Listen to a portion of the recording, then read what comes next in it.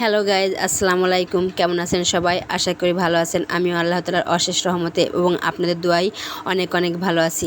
তো চলে আসলাম আমার ছোট্ট মিনি ব্লগে। আজ আমি কি রান্না করব সব কিছু আপনাদের সঙ্গে শেয়ার করব। আজ আমি রান্না করব কচুরলতি দিয়ে চিংড়ি ভাজি এবং মাছের ডিম দিয়ে বড়া বানাবো। তো আমি যে সব কিছু আগে থেকে গুছিয়ে এনেছি। তো আমি কচুরলতিটাকে আগে বসিয়ে দেব। তো কচুরলতিটাকে দেওয়ার জন্য আমি আগে চুলোর উপর একটা কড়াই বসিয়ে তাতে তেল দিয়ে তেলটা একটু হালকা গরম করে নিচ্ছি। তো আমার তেলটা গরম হয়ে গেছে। এবার আমি কচুরলতির জন্য মশলাটুকু দিয়ে দেবো। এই মশলার মধ্যে আছে রসুন বাটা, পেঁয়াজ বাটা এবং কাঁচামরিচ। এই মশলা দিয়ে একটু ভালোভাবে নাড়াচাড়া করে এবার আমি দিয়ে দেবো পরিমাণ মতো লবণ, পরিমাণ মতো ঝালের গুঁড়ো, পরিমাণ মতো হলুদের গুঁড়ো। আমি ঝালের পরিমাণটা একটু কম করে দেব, কারণ কাঁচামরিচ দিয়েছি তাই। তো আমি এটাকে দিয়ে মশলাটাকে আর একটু ভালোভাবে নাড়াচাড়া করে চিংড়ি মাছটাকে দিয়ে দেবো। চিংড়ি মাছটা আগে থেকেই ভালোভাবে ধুয়ে রেখেছিলাম, সেটাকে দিয়ে আরেকটু নাড়াচাড়া করে নিয়ে চিংড়ি মাছটাকে কষিয়ে নেব। তো আমার চিংড়ি মাছটা যে কষানো হয়ে গেছে, এবার আমি দিয়ে দেবো কচুরলতিটাকে।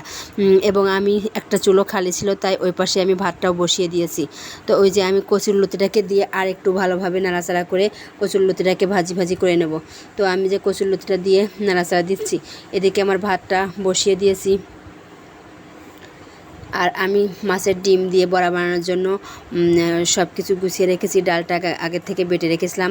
মাছের ডিমটা ভালোভাবে ধুয়ে অনেকে পাটায় বেটে নিয়ে বড়া বানায়, আর অনেকে হাত দিয়ে চটকে নিয়ে বড়া বানায়। তো আমি হাত দিয়ে আজকে চটকে নিয়ে ডিমটাকে বড়া বানাবো। তো আমি এখানে দিয়েছি মসুরের ডাল বাটা এবং মাছের ডিম, পেঁয়াজ কুচি, রসুন বাটা, জিরে বাটা, আদা বাটা এবং পেঁয়াজ কুচি দিয়ে এগুলো ভালোভাবে নাড়াচাড়া করে এর মধ্যে দিয়ে দেবো একটু হলুদের গুঁড়ো, শুকনো মরিচের গুঁড়ো এবং লবণ দিয়ে ভালোভাবে নাড়াচাড়া করে এটাকে রেখে দেবো। তো আমার লতিটাকে যে নাড়াচাড়া দিয়ে নিচ্ছি, লতিটা প্রায় হয়ে গেছে। তো ওই চুলোটা খালি হয়েছে, আমি ওই চুলায় লতিটা দিয়ে আমি এই পাশে বড়াটা ভেজে নেব। তো বড়াটা ভাজার জন্য আমি যে একটা প্যান বসিয়েছি, তো এখানে আমি তেল দিয়ে তেলটাকে গরম করে নিচ্ছি।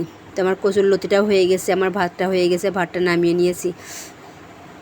আমি কচুরলতিতে সামান্য একটু পানি অ্যাড করেছি, যাতে কচুরলতিটা ভালোভাবে সিজে যায়। তো আমি যে প্যানে তেল দিয়েছিলাম, তেলটা গরম হয়ে গেছে। এবার আমি এতে বড়াগুলো দিয়ে ভেজে নেব। মাছের ডিম দিয়ে বড়া অনেক টেস্ট লাগে। তো অনেক দিন পরে মাছের ডিম দিয়ে বড়া বানালাম। তো আমার লতিটাও হয়ে গেছে, যে আমি মাছের ডিমের বড়াটা ভালোভাবে উল্টিয়ে পাল্টিয়ে মচমচে করে নিচ্ছি। আর আমি মাছের ডিমটার বড়া ভাজবে একটু লো আছে, কারণ এটা একটু মচমচে হলে ভালো হয়, ভিতরের ডিমটা সিদ্ধ হয়ে যায়। তো আমি যে জালটা একদম অল্প দিয়ে আমি বড়াটাকে ভেজে নিচ্ছি।